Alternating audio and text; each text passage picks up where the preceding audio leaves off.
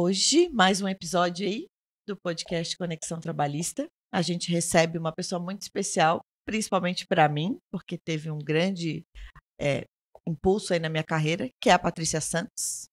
Seja bem-vinda, Paty. Obrigada. Seja bem-vinda. A Paty, ela é palestrante, ela é consultora, ela é escritora, tem livro publicado, né? Raiva, o que eu faço com ela. E ela tem uma certificação muito importante, que é o que a gente quer conversar hoje. Ela é certificada principalmente sobre a raiva, mas também uma certificação sobre felicidade. Existe. E não é só mais um assunto que a gente fala, porque é importante olhar para isso. E é sobre isso que a gente quer conversar hoje aqui contigo, Paty. Seja bem-vinda. Muito obrigada, me sinto em um assunto tão importante, né? Onde a gente sabe que o Brasil ganhou o prêmio do país mais ansioso do mundo. Então, o que fazer, né, com toda essa ansiedade, saúde mental, produtividade, lucratividade e como é que ficam as leis trabalhistas em cima disso tudo? Exatamente. Como que a gente fecha essa conta com tantas informações? Mas peço aqui para ti, conta pra gente um pouquinho dessa tua trajetória profissional e como que tu chegou nesse viés de felicidade é importante no ambiente de trabalho. E sabe que eu cheguei pela raiva, né? Isso que foi engraçado, foi pelo outro extremo. Eu venho da área de marketing e depois da área de marketing eu acabei indo para o mestrado na engenharia de produção e qualidade, porque a gente sabia o que tinha que vender lá na ponta, como atender cliente, mas não acontecia porque lá atrás, muitas vezes, na produtividade da empresa, os valores ficavam muito altos do custo e como que podia regular tudo isso? Então fui para a área de engenharia de produção.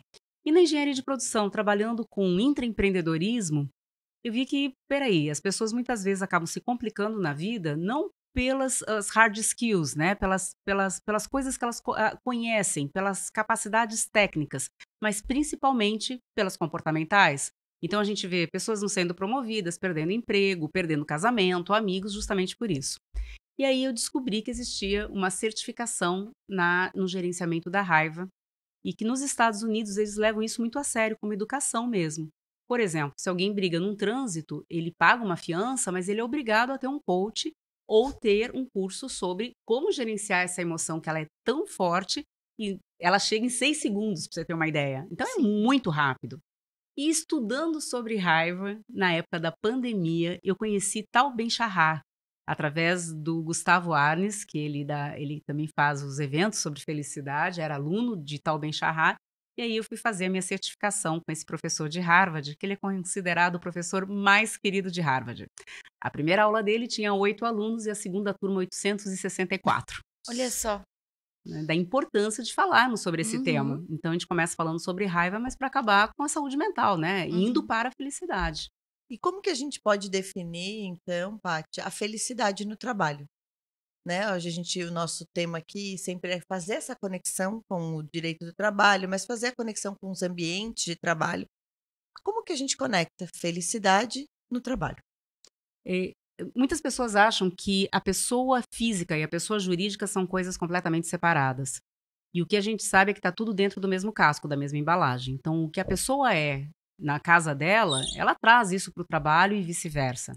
Quando a gente fala sobre felicidade no trabalho, a gente começa primeiro a entender que logo depois da pandemia, eles chamaram da Great Resignation, que 40% das pessoas estariam propícias a pedirem desligamento da empresa por conta própria, por um repensar que a Covid trouxe do que eu estou fazendo com a minha vida. Né? Muita gente viu a morte de perto e aí começa a repensar a sua própria carreira e o que quer mesmo para a sua vida como pessoa. Logo depois disso, acharam que isso ia diminuir esse número, mas aconteceu o contrário. Hoje esse número já está em 51% das pessoas que pensam ou em abandonar o seu emprego ou abertas a uma nova proposta. Então, o que as empresas hoje podem fazer para segurar esse colaborador lá dentro? O que a gente sabe? Que 83% das nossas horas não são produtivas. Elas, no Brasil, né, muito alto, acabam sendo jogadas realmente pelo ralo. E essa produtividade, muitas vezes, jogada pelo ralo, ela vem primeiro de mão de obra não qualificada. Isso segundo uma pesquisa feita por uma universidade inglesa. Só que a gente sabe que aqui no Brasil não é falta de mão de obra qualificada. Eu sei que quem está me ouvindo diz assim, lá na minha empresa é bem isso mesmo, tem gente, né, pronta para trabalhar. Mas eu vou te dizer que quando a pessoa não está pronta, mas tem boa vontade, a gente ensina. O grande problema hoje é gente com vontade de trabalhar. Exatamente. Falta de processos, flexibilidade, né? O brasileiro, vai assim mesmo, vai assim mesmo quando, né? Não vai a segunda vez. Existe uma frase de Sartre, do filósofo, que diz assim: o inferno são os outros. Então, o brasileiro, ele sempre culpa o governo, a economia, o colega de trabalho, o chefe, por um não resultado que muitas vezes estaria na responsabilidade dele em galgar. E, obviamente, que muitas vezes falha também as nossas gerências, que assumiram a gerência sem nenhuma qualificação técnica para como gerenciar as pessoas. E aí a confusão está feita. Olha, muita coisa, né? A gente pensar nisso no ambiente. Quando a gente vê isso nas ações, isso fica muito claro, né, Mari? Que houve ali, que faltou foi comunicação mesmo, faltou entendimento. A gente percebe uma raiva enrustida quando a gente vê o processo, quando a gente lê, né, o processo. Exatamente. A gente sente que a complicação, a complicação que eu digo, o processo, ela vem de uma infelicidade no trabalho, no momento, porque a gente até já falou sobre isso aqui.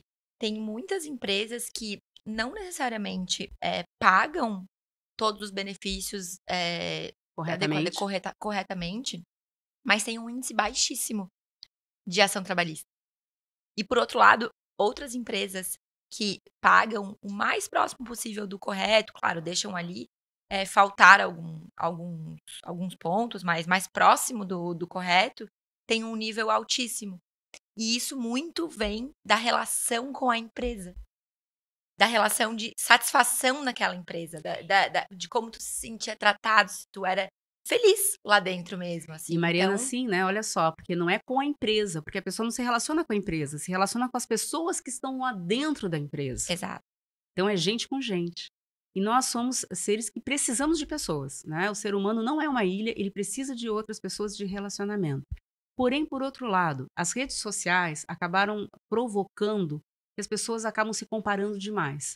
Porque o que você vê na rede social, geralmente, é uma vida maravilhosa. Porque ninguém Todo vai mundo. postar uma cara amassada, sem Sim. filtro, Ou que a gente não dormiu à noite, ou porque que não estava dormiu à trabalhando. noite, ou de comer o brinco, né? Todo mundo coloca um prato maravilhoso, mas ninguém coloca aquele Tupperware saindo do micro-ondas que está 3 dias comendo aquele negócio. não.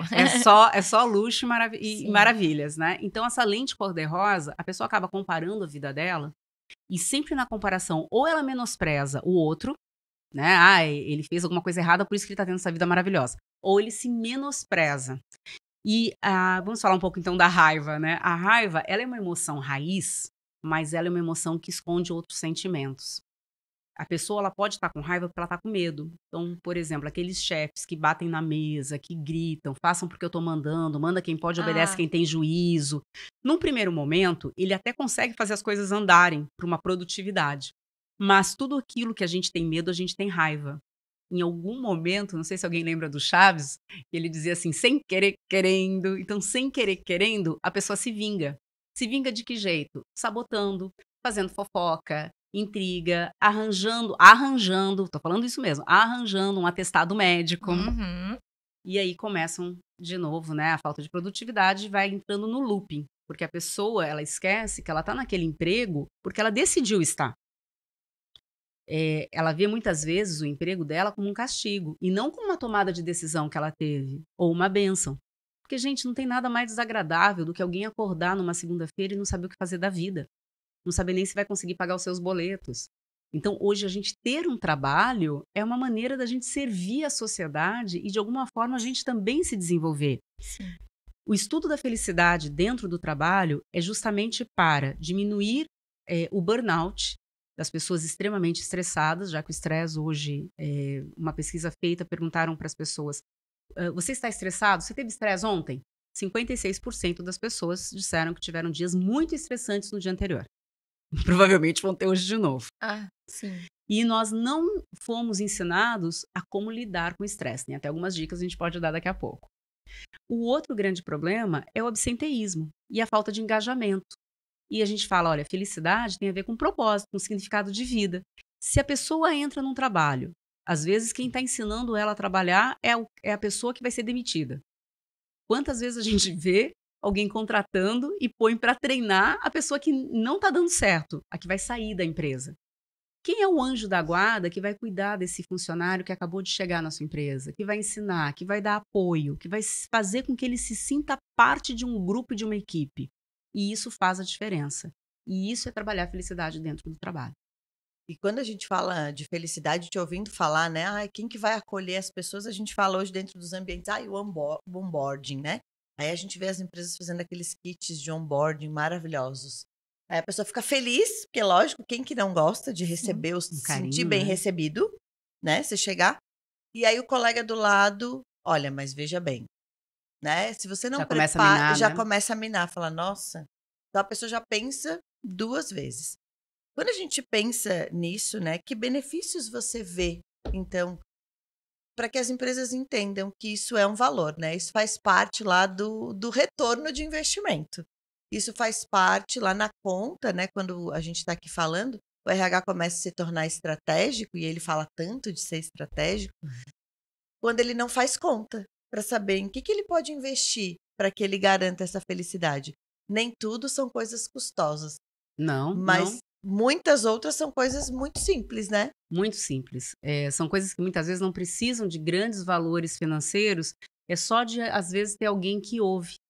Sabe? Só da pessoa sentir que alguém compreendeu o que ela está passando, ela pôde pedir ajuda para alguém dentro da empresa, de algum trabalho que ela não sabe fazer, ou se ela erra, muitas vezes não tem ninguém cobrando ou punindo pelo erro, e sim vendo aonde que aconteceu o erro. É a mesma coisa que eu tomar um remédio para baixar uma febre.